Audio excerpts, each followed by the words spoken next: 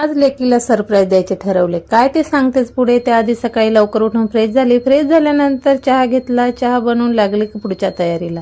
आज लेकीसाठी सरप्राईज काय तर तिच्या आवडतीची बनवणार आहे झटपट तयार होणारी पावभाजी. त्याकरिता सर्व भाज्या घेतल्या.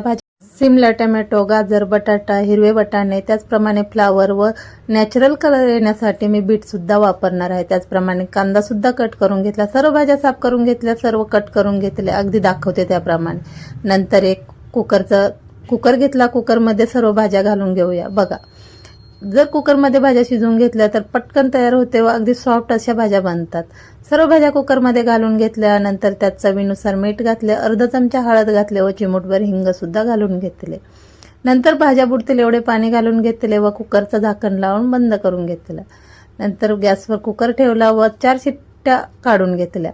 बघा आपल्या भाज्या किती सॉफ्ट शिजलेल्या आहेत. नंतर कुकर थंड झाल्यानंतर भाज्या बघूया. भाज्या सॉफ्ट शिजलेल्या होत्या. नंतर मॅशरच्या साहाय्याने मॅश करून घेतल्या.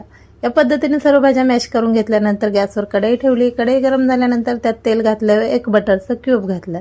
नंतर त्यात कढीपत्ता व मोहरी घालून घेतली. त्याचप्रमाणे जिरे सुद्धा घालून घेतले. नंतर त्यात ठेचलेलं अद्रक लसूण घालून घेतलं व चांगलं गोल्डन होईपर्यंत फ्राय करून घेतले. नंतर त्यात लाल तिखट, काळा मसाला, धने जिरे पूड व त्याचप्रमाणे थोडीशी हळद घातली.